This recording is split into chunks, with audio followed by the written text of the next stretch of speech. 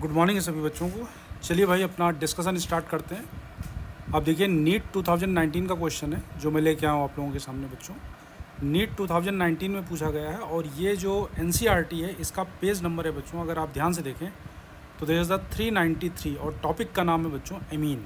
ठीक है, जो क्वेश्चन पूछा गया है नीट 2019 में this is about the Hinsberg reagent. अगर मैं क्वेश्चन पूरा पढ़ूँ, the amine that reacts with Hinsberg reagent give the alkali insoluble product. चलिए इस क्वेश्चन में 4 ऑप्शंस हैं, फर्स्ट, सेकंड, थर्ड, फोर्थ। जैसा कि आप देख पा रहे हैं, first one is the secondary amine, जो सेकंड ऑप्शन है this is the tertiary amine, third option is the primary amine and again fourth option is the primary amine. चलिए समझते हैं बच्चों व्हाट इज़ हिंसबर्ग रिएजेंट और Hinsberg reagent क्यों NEET के लिए और जे के लिए इतना ज़्यादा इंपॉर्टेंट है। नीट से अप्रॉक्सीमेटली 3 क्वेश्चंस रिसेंटली पूछे जा चुके हैं, वन बाय वन हम लोग बच्चों डिस्कस करेंगे। इससे पहले मैं आपको क्लियर कर दूं, ये आपकी एनसीईआरटी सीरीज़ चल रही है बच्चों। सारे क्वेश्चंस जितने भी नीट एग्जाम में previous year questions doesn't matter organic, inorganic या फिजिकल के हों, सब एनसीईआरटी से आते हैं बेटा। जो बैक वाली एक्सरसाइज है या थ्योरी है या जो एग्जाम्पलर क्वेश्चंस हैं वहीं से सारे क्वेश्चंस आते हैं। बट बच्चों को ये नहीं क्लियर हो पाता है, बच्चे थोड़ा सा अलग अलग चीज़ें पढ़ते रहते हैं बट जो मेन कंटेंट है वो नहीं पढ़ते हैं। इसी के लिए बच्चों ये सीरीज़ स्टार्ट की गई है। पूरी एनसीईआरटी में डिकोड करने वाला हूँ, फिजिकल, ऑर्गेनिक, इनऑर्गेनिक, एक एक क्वेश्चन मैं आपको दिखाने वाला हूँ कि एनसीईआरटी से कहाँ से पूछा गया along with the explanation. So please बच्चों मेरा चैनल सब्सक्राइब करिए, वीडियो को लाइक करिए। चलिए स्टार्ट करते हैं बेटा। यहाँ पर आप देखिए तो रिएक्शन, अगर पॉइंट नंबर 6 की हम लोग बात करें, this is the old NCERT and page number is the 393, topic name is the amine. Coming to the main point, reaction with the aryl sulfonyl chloride. ठीक है, चलिए पढ़ते हैं हम लोग।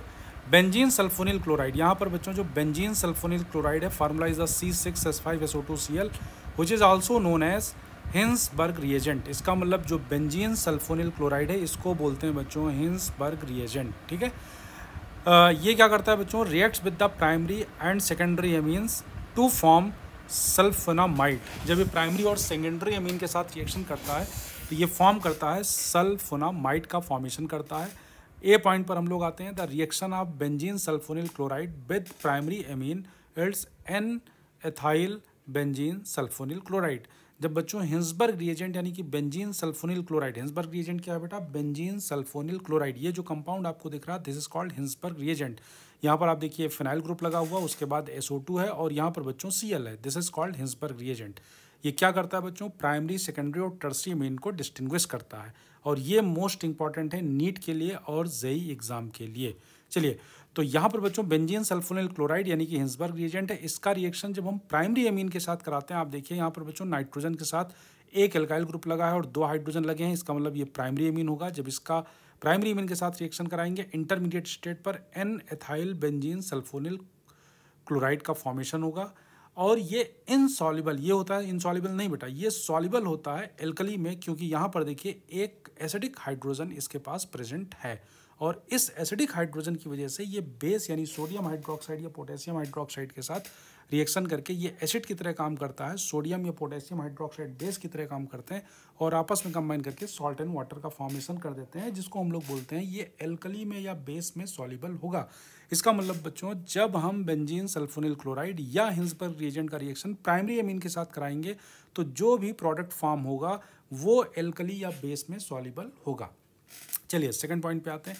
अगर हमारे पास बच्चों सेकेंडरी एमीन है, यहाँ पर आप देखिए ये सेकेंडरी एमीन है, there are 2 alkyl group which are connected with the nitrogen, nitrogen के साथ बच्चों 2 एल्काइल ग्रुप कनेक्टेड है, ये C2H5 है, ये भी C2H5 है, दोनों एथाइल हो गए, ये हो गया बच्चों सेकेंडरी एमीन। और सेकेंडरी एमीन का रिएक्शन जब हिंसबर्ग रिएजेंट या बेंजीन सल्फोनिल क्लोराइड के साथ कराते हैं तो यहाँ पर जो प्रोडक्ट बनता है इसके पास अगर आप ध्यान से देखें बच्चों तो एसिडिक हाइड्रोजन नहीं है, इसका मतलब ये बेस के साथ या एल्कली के साथ रिएक्शन नहीं करेगा, यानी कि ये होगा बच्चों इनसॉल्युबल इन एल्कली और इसका नाम क्या है बच्चों, N diethyl benzene sulfonamide. ठीक है, आगे चलते हैं। इसके बाद नेक्स्ट पर अगर हम बात करें, अगला जो पॉइंट यहाँ पर आ रहा देखिए ये नीट 2022 का भी क्वेश्चन है जो नेक्स्ट वीडियो में मैं कवर करने वाला हूँ, इसलिए आप ध्यान दीजिए बच्चों। Hinsberg reagent one of the most important topic है, इसको सभी बच्चे जरूर ध्यान दें। अब आगे हम लोग बात करते हैं बच्चों टर्सरी एमीन, देखिए नेक्स्ट पेज पर है and this page is the 394, पुरानी वाली एनसीईआरटी बच्चों।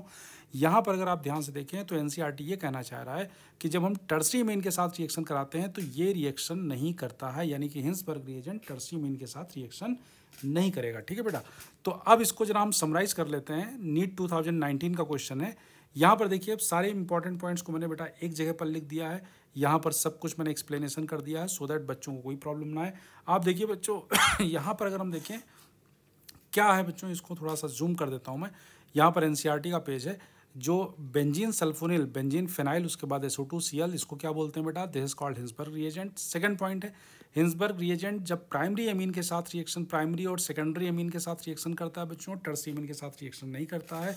और साथ में अगर प्राइमरी एमीन हमारे पास है तो उसके साथ रिएक्शन करके सॉल्युबल सॉल्ट का फॉर्मेशन करेगा। और अगर इसका रिएक्शन हम सेकेंडरी एमीन के साथ बच्चों कराएंगे तो ये इनसॉल्युबल सॉल्ट का फॉर्मेशन करेगा। इसका मतलब ये है बच्चों, जब प्राइमरी एमीन के साथ रिएक्शन होगा तो एक सॉल्युबल सॉल्ट बनेगा, सेकेंडरी एमीन के साथ रिएक्शन होगा तो इनसॉल्युबल सॉल्ट बनेगा, और टर्सरी एमीन के साथ तो ये रिएक्शन करता ही नहीं है। इसका मतलब we can distinguish primary, secondary and tertiary amine with the help of Hinsberg reagent या बेंजीन सल्फोनिल क्लोराइड। अब बच्चों हम लोग क्वेश्चन की बात करते हैं। This question related to the NEET 2019 का क्वेश्चन है। नीट 2019 इवन एक क्वेश्चन जेई में भी पूछा जा चुका, वो मैं कभी अगले वीडियो में कवर करूंगा। फिलहाल मैं नीट का प्रीवियस ईयर क्वेश्चन में इस पे बात करता हूँ। The amine that react with Hinsberg reagent to give a alkali insoluble product. बस आपको बच्चों यही लाइन देखना है, एल्कली में जो इनसॉल्युबल होगा उसकी बात कर रहे हैं। इसका मतलब हमें एक ऐसे अमीन को आइडेंटिफाई करना है which is a secondary amine. अब आप देखिए जब मैं फोर्थ ऑप्शन की बात करता हूँ, यहाँ पर आप देखिए बच्चों ध्यान से, यहाँ पर NH2 में नाइट्रोजन, ये प्राइमरी एमीन होगा क्योंकि नाइट्रोजन से एक ही एल्काइल ग्रुप लगा हुआ है। अगर हम थर्ड ऑप्शन की बात करें बेटा, यहाँ पर भी NH2 है, नाइट्रोजन से सिर्फ एक एल्काइल ग्रुप लगा हुआ है, ये प्राइमरी एमीन होगा। अगर हम सेकंड ऑप्शन की बात करें तो ध्यान से देखिए बच्चों, नाइट्रोजन के साथ एक एल्काइल ग्रुप इधर है, सेकंड एल्काइल ग्रुप ये वाला हो गया, थर्ड एल्काइल ग्रुप ये वाला हो गया, it means this is a tertiary amine. So this can not be the answer.